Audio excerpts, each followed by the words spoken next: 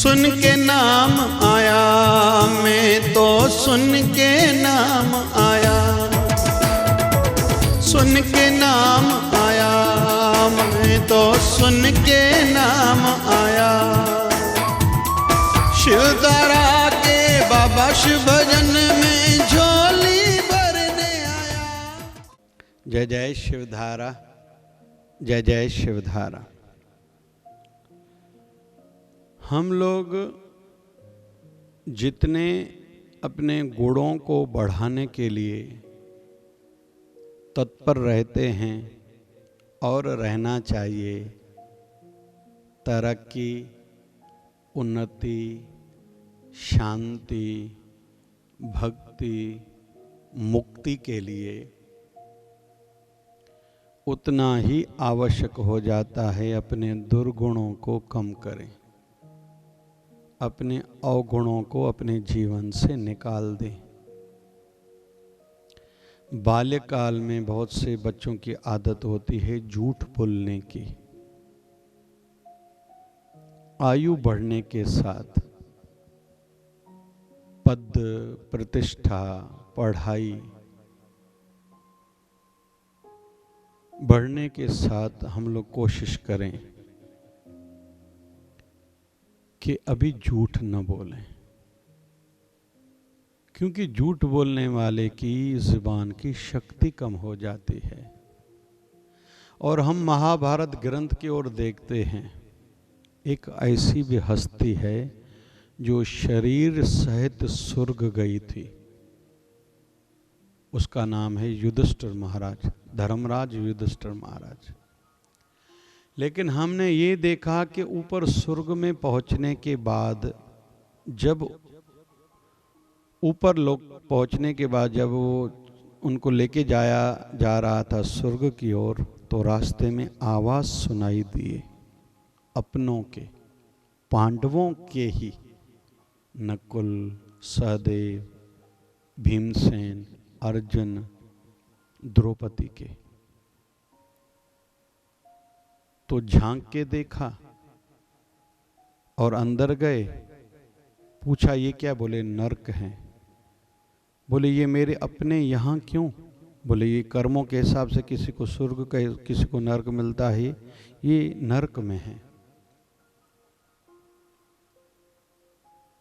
इन्होंने कहा इनको भी निकालो। बोले ऐसे कैसे निकाला जा सकता है? आपके अच्छे कर्म हैं, आपको स्वर्ग भेजा जा रहा है, इनके बुरे कर्म थे, ये नरक ही भुगतेंगे। देखा गया जब बाहर निकल रहे थे, फिर से नरक जलने लगा, उबलने लगा, सबको तकलीफें होने लगी। और अपनों ने चिल्लाया, रुके, पीछे मुड़े। तो युधिष्ठिर महाराज ने कहा भैया मैं तब बाहर चलूंगा जब सबको लेके चलोगे। कहते हैं उस समय जो रामदूत चल रहे थे उनमें से धर्मराज प्रकट हुए। बोले आपसे परीक्षा ली जा रही थी कि आपको स्वर्ग मिला, आपके अपने नरक में हैं, उस समय अपना धर्म आप कितना पालन करते हो, तो उसमें आप पास हुए। लेकिन विद्वान लोग ये भी कहते हैं जो कुछ क्षणों के लिए ही सही, धर्मराज युधिष्ठिर नरक में क्यों थे, तो उसके पीछे माना जाता है उन्होंने जीवन में एक बार केवल आधा झूठ कहा था। गुरु द्रोणाचार्य को महाभारत की युद्ध में कमजोर करना था। सबको उन्होंने ही शस्त्र विद्या सिखाई है। उनको कमजोर केवल किया जा सकता था कि उनके बेटे की अनहोनी की कोई खबर उनको सुनाए। और उनको कहा गया कि अश्वत्थामा मर गया, ऐसे कहो, जबकि उनके बेटे का भी अश्वत्थामा नाम था, एक हाथी का भी नाम था। तो उन्होंने कहा मैं नहीं कहूंगा। बोले ऐसा कहो कि अश्वत्थामा मर गया। फिर उन्होंने कहा मैं तो सत्य कहूंगा ही, अश्वत्थामा मर गया। यहाँ तक उन्होंने कहा, इधर से ढोल बाजे बजे, और इन्होंने उस ढोल बाजे के बजते समय एक शब्द कहा, इंसान मरा या हाथी मरा ये नहीं कहा जा सकता। और वो आवाज दबाया गया इधर से ढोल नगारे बजे। भगवान श्री कृष्ण को अपनों की चिंता थी, बचाना था, जिताना था। ठाकुर जी हैं ऐसे हमारे। तो आधा जो झूठ कहा था उसके बदले में उनको थोड़े क्षणों के लिए नरक में जाना पड़ा, कारण कुछ भी बना था। इसलिए झूठ कहने वाले के जीवन में दुख आएंगे, तकलीफें आएंगी, मरने के बाद नरक मिलेगा। और बड़े में बड़ा कारण माना जाता है उनकी वाणी की शक्ति कम हो जाती है, प्रभाव कम हो जाता है, जो झूठ बोलते हैं या ज्यादा बोलते हैं।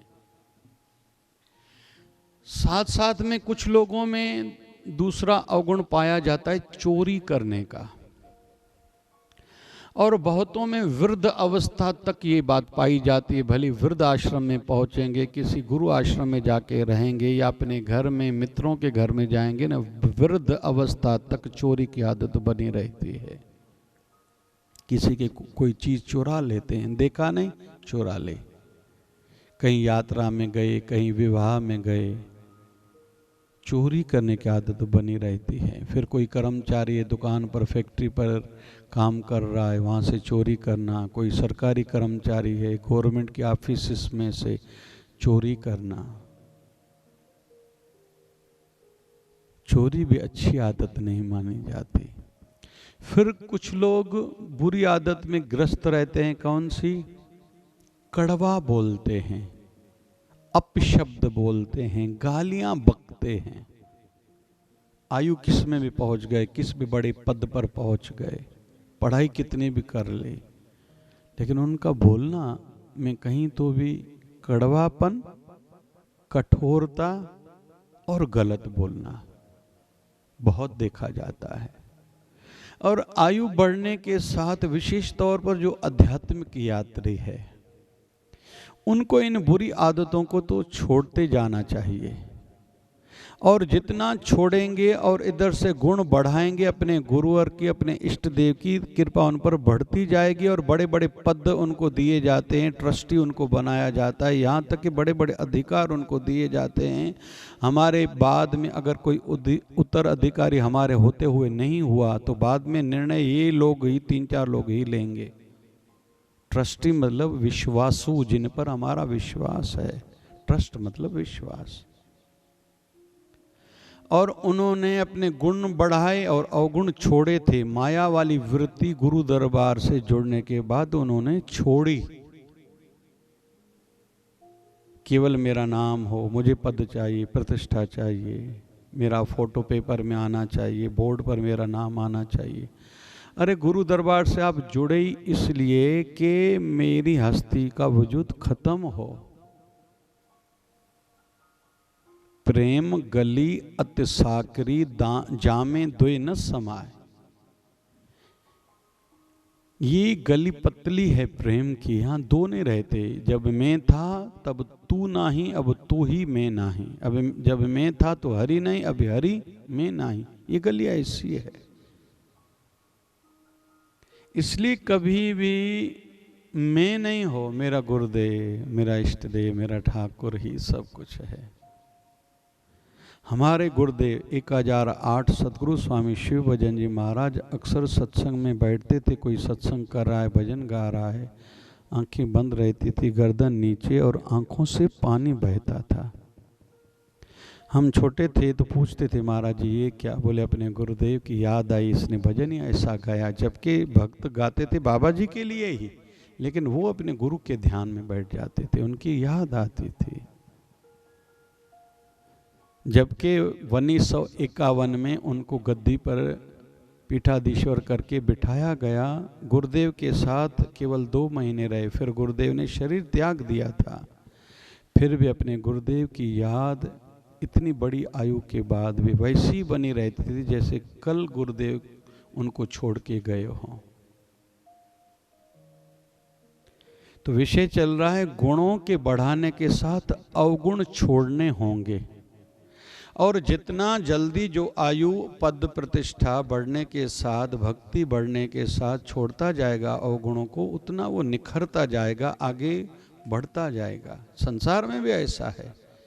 कोई ऑफिस में काम कर रहा है कहीं भी, या स्टूडेंट्स हैं। अब शब्द बोलने वाले किसी को भी अच्छे नहीं लगते, जो गालियां बकते हैं, कठोर बोलते हैं, कड़वा बोलते हैं, कुछ भी बोल देते हैं, कहीं भी बोल देते हैं, किसी के सामने भी बोल देते हैं।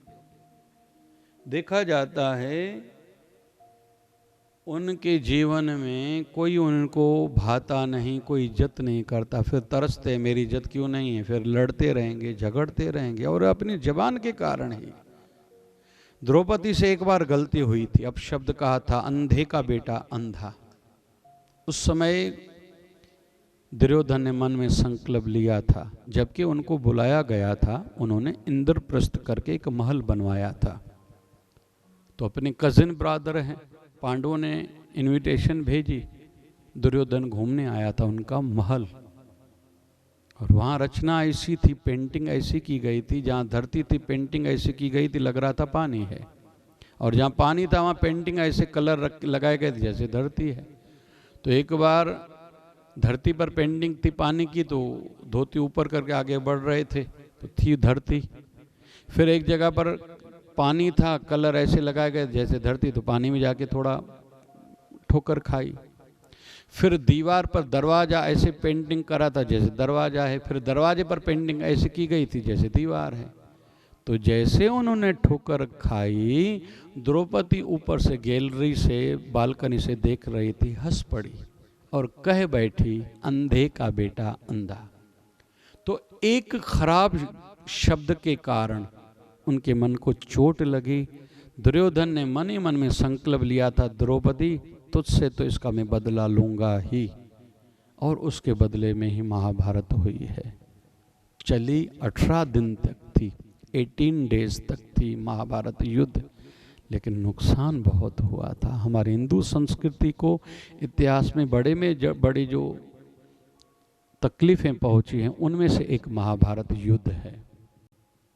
भगवान कृष्ण ने भी प्रयास करा था कि ये युद्ध रुके, शांति दूत बन के गए थे, नहीं हो पाया था, नुकसान बहुत हुआ। लेकिन हुआ क्यों? एक गलत शब्द के कारण। उसके कारण उसने षड्यंत्र प्लानिंग करी अपने मामा शकुनी के साथ।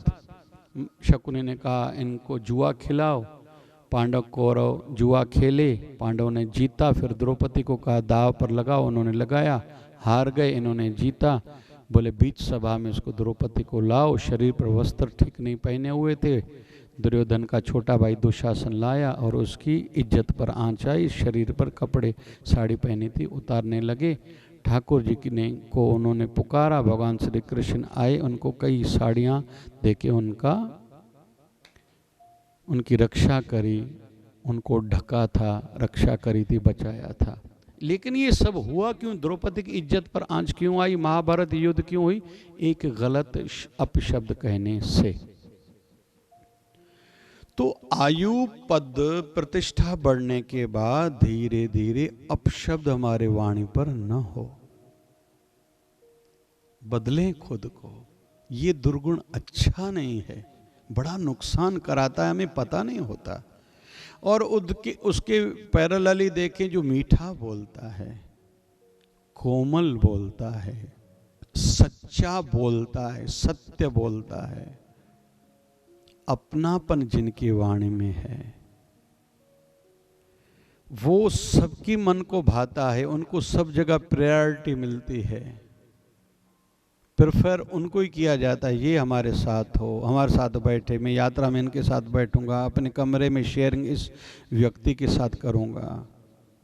पता नहीं कितने लाभ उसको मिलते हैं, वो भले वो घर में सोया हुआ हो, क्योंकि वो मीठा बोलता है, सत्य बोलता है, अपनापन है बोलने में, मधुरता है, नम्रता है, कोमलता है। तो जीवन से जितना जल्दी हो कठोर बोलना, झूठ बोलना, कड़वा बोलना और अपशब्द बोलना निकाल दें। फिर बहुत लोगों में दुर्गुण पाया जाता है आलस्य, आलसी रहते हैं बहुत,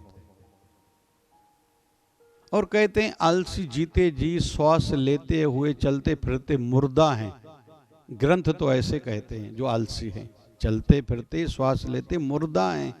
कौन? जो आलसी है, कुछ नहीं करके जाते।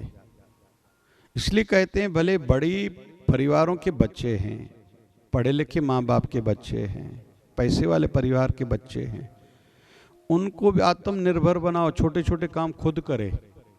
जूठी थाली खुद रख के आओ, रोटी अपनी रसोई घर से खुद लेके आओ, अपने कपड़े मैले जहाँ घर में व्यवस्था है वहाँ खुद रखो, बूट पॉलिश खुद करो, नेल हफ्ते में एक बार खुद काटो, जल्दी जल्दी हेयर कटिंग कराना, ये छोटे छोटे जो भी काम है।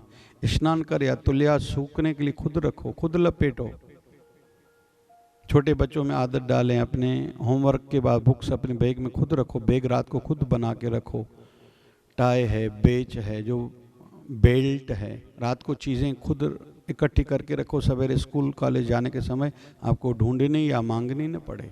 ऐसे ही बड़े भाई जो भी हैं, गाड़ी की चाबी, अपनी मोबाइल, जो भी घड़ी, जो ज़रूरत की चीज़ें हैं, पेन, इकट्ठी ऐसे रखो कि आपको ढूंढनी नहीं पड़े, किसी से मांगनी नहीं पड़े। चिल्लाना नहीं, ये नहीं मिला, वो नहीं मिला, वे मैं घर में भूल गया, इसके कारण मेरा ये नुकसान हुआ, अमुक जगह पर मेरी इंसल्ट हुई। कारण आप हो, अपनी चीज़ें खुद नहीं संभालोगे भैया। इसलिए ज़्यादा निर्भर भी किसी को, किसी पर डिपेंड भी नहीं किया जाए। मम्मी इसको निकाल के देगी, इसको पत्नी निकाल के देगी, पापा ही लेके देंगे, बड़ा भाई निकाल लेके देगा, कुछ समय तक ठीक है, फिर आत्मनिर्भर बनो, सेल्फ डिपेंड बनो भैया, खुद करो। बच्चे सब्जी लेना सीखें, दूध वाले से दूध लेके आए, दही लेके आए, नहीं तो पढ़े लिखे हैं लेकिन सब्जी लेना नहीं आती, किराना ने लेना नहीं आता है तो छोटी बात है, लेकिन उलझ जाते हैं, कपड़े लेने नहीं आते। बहुत लोग गाड़ी चलाना नहीं सीखते, बड़ी बड़ी लोग ड्राइवर के लिए इंतजार करके ऐसे बैठे रहते हैं, ड्राइवर नहीं आया। अरे बड़ी बड़ी आज की हस्तियां हैं, चाहे बिल गेट हों, इलान मस्क हो, और ये बड़ी बड़ी हस्तियां कहते हैं आज तक ड्राइविंग खुद करते हैं, उन्होंने खुद का खर्चा नहीं बढ़ाया।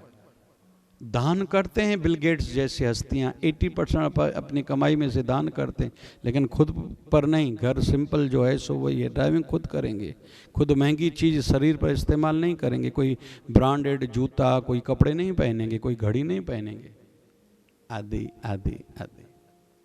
तो आलस्य नहीं हो, इसलिए कहता हूँ बचपन में ही एक एक गुण करके बच्चों में डालते जाओ, और आयु बढ़ने के साथ खुद में जो गुण कम है गुण बढ़ाओ, जो अवगुण है वो दूर करते जाओ, फिर निखरते जाओगे, तरक्की उन्नति करते जाओगे। बहुत लोगों में आदत है, कोई सिखाए उनको गुस्सा लगता है, ये भी बड़ा दुर्गुण है जो आगे बढ़ने में बड़ी रुकावट है। घर का बुजुर्ग, कोई बड़ा भाई, बड़ी बहन, चाचा चाची, मामा मामी, माँ बाप, सास ससुर, कोई सिखाए गुस्सा लगता है उनको। क्यों भाई? उनके तो पैर धो के पियो। गुरुदेव क्यों किया जाता है? एक तो नाम दान देते हैं, दूसरा ज्ञान दान देते हैं, सिखाते हैं, मार्ग देते हैं, लेकिन लाभ किनको होगा? जो नाम गुरु दीक्षा लेके इष्ट मंत्र का जप करेगा और गुरु के वचनों के अनुसार जिएगा, वो यहाँ भी तरक्की करेगा, वहाँ भी उसकी मान सम्मान बनी रहेगी और मोक्ष मिलेगा। इसलिए तो संत शरण में जाया जाता है, केवल कोई अपने को झंडा लेके आगे थोड़ी बढ़ना है, जो प्राप्त हुआ है उसको आगे बढ़ाओ। इसलिए कहते हैं गुरु के चलते हुए सेवा कार्यों में जुड़ जाओ, लग जाओ, आपका भी भला होगा ना। जो भी सेवा कार्य चल रहे हैं गुरु आपके गुरु दरबार में, हमारे शिवधारा मिशन फाउंडेशन की ओर से, शिवधारा आश्रम सभी भारत भर में जहाँ भी हैं या समितियाँ जहाँ भी हैं, जितने कार्य चलते हैं, गर्मी के दिनों में मैं कहता हूँ हर कोई केवल शिवधारा जल आश्रम में जाके सेवा न करे, अपने दुकान पर भी कूलर आजकल 20 रुपये में पहुँचा के देते हैं ठंडा पानी का, 100, 150, 200 लोग पानी पी के जाएंगे, दुकान के बाहर रखो, रोज़ 5 कूलर मंगाओ, 100 रुपये खर्चा, 2 महीने 6000 रुपया, हजारों लोग आपके दुकान से प्यास से गर्मी के समय में पानी पी के जाएंगे, आशीर्वाद मिलेंगे। गुरु यही तो सिखाता है, लेकिन गुरु की बात मानोगे नहीं, केवल गुरु को मानोगे, लाभ उतना थोड़ी होगा। क्यों आजकल संत फेसबुक हो, यूट्यूब हो, सत्संग क्यों देते हैं? वैसे संत मते में सिद्धांत इसके विरुद्ध हैं, लेकिन युग को देख के संत मानते हैं चलो मेरा सत्संग यूट्यूब पर भली चले, फेसबुक पर चले, केवल जय शिवधारा लिखो, इंस्टाग्राम हो, ट्विटर हो। क्यों? कि घर बैठे आजकल हर कोई रोज तो नहीं आ पाएगा, दूसरे प्रांतों में, नगरों में रहते हैं, देशों में रहते हैं, घर बैठे सुन के लाभ ले।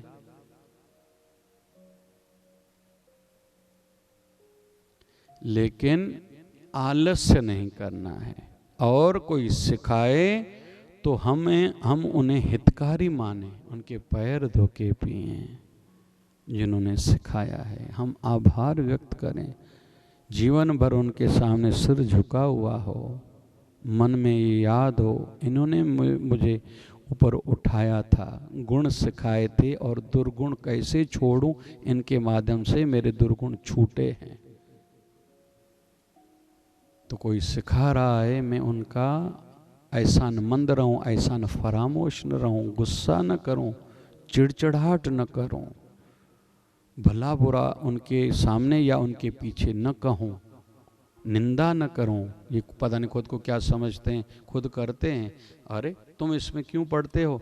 तुझे जिसने सिखाया उन्होंने तुझ पर एहसान करा है, तुम करो, तुम्हारा भला हो रहा है। इस बात को ऐसे लो ना, गुस्सा क्यों कर रहे हो? खुद करता है क्या? करे नहीं करे उसकी मर्जी। नमक खाने से ब्लड प्रेशर बढ़ता है, किसी ने सिखाया, आप नहीं खाओ, आप ब्लड प्रेशर हार्ट की बीमारी से खुद को बचाओ। उसमें आप आंखें क्यों रखते हो? वो खुद ज़्यादा खाते हो, उसकी मर्जी, खाएगा वो बीमार पड़ जाएगा। कोई कहता है मीठा खाने, ज़्यादा खाने से शुगर मधुमेह होगी, भले वो खुद मीठा खाता हो। आपको कह रहा आप मीठा कम खाते जाओगे, करते जाओगे मीठा खाना, आप मधुमेह की बीमारी से, डायबिटीज से खुद बच जाओगे। किसी ने कहा तेल की चीज़ें खाने अच्छी नहीं है, वो भले तेल की चीज़ें खाता हो, आप उसमें ज़्यादा न पढ़ो। किसने कहा उसको छोड़ दो, क्या कहा उन बातों को पकड़ो, लाभ प्राप्त करो। किसी ने आपको कहा भैया नीम या तुलसी के पत्र या बेलपत्र खाना जरूरी है, हमारे गुरुदेव कहते थे पत्ता, पैदल चलना, परहेज, 3 पप्पा, चौथा परमात्मा, 5वां प्रार्थना। ये 5 प जिनके जीवन में वो सुखी रहेंगे। एक पत्ता खाना, तुलसी, नीम, बेलपत्र। हमने तो शिवधारा की शिववटी करके गोली बना ली है, शुगर वालों के लिए अच्छी, चमड़ी की बीमारी के लिए अच्छी, उत्साह के लिए बहुत अच्छा, इम्यूनिटी स्ट्रांग रहेगी, शरीर की रोग प्रतिकारक शक्ति बढ़ी रहेगी, बीमारियां जल्दी नहीं होंगी, जल्दी बीमार नहीं पड़ेंगे। तो पत्ता, फिर पैदल चलना, आधा घंटा वॉक भी किया करो, भले मॉर्निंग करो या इवनिंग करो। पत्ता, पैदल चलना, पानी ज़्यादा पियो और परहेज करो, जितना हो सके। आयु बढ़ने के साथ थोड़ा कम खाओ, स्वाद के पीछे नहीं पड़ो, स्वास्थ्य को ध्यान में रखो। फिर कहते थे प्रार्थना किया करो, हे प्रभु, हे गुरुदेव, मुझे सन्मति के मार्ग पर चलाना, सन्मार्ग पर चलाना, मेरा मनुष्य जन्म सार्थक हो, मैं बुराइयों से बचूं, अच्छाइयाँ मुझ में बढ़ें, मैं सबको देने वाला बनूं, सबको सुख पहुंचाने वाला बनूं, लेना न पड़े, किसी के सामने हाथ न फैलाना पड़े, देने वाला बनूं। तो प्रार्थना 5वां। 6वां परमात्मा को जीवन में लाओ, सुखी बन जाओ। तो कहीं से हमने ये सुना, ये तो हमारे गुरुदेव 1008 सदगुरु स्वामी शिव भजन जी महाराज की वचन है। लेकिन जो करेगा लाभ उसको ही होगा, हम इसमें क्यों पढ़े, वो करता या नहीं करता है। इसलिए जो सिखाए हम उनका आभार व्यक्त करें। जैसे हमारे घर के बुजुर्ग हैं, कोई मित्र है, परिवार वाला है या गुरुदेव हैं, उनके आगे सदैव नतमस्तक रहें। तो जितना बुरी आदतों को छोड़ते जाएंगे उतना संसारिक एवं आध्यात्मिक उन्नति करते जाएंगे। जय जय शिवधारा, जय जय शिवधारा। सुन के नाम आया, मैं तो सुन के नाम आया, सुन के नाम आया, मैं तो सुन के नाम आया। शिवधारा के बाबा शिव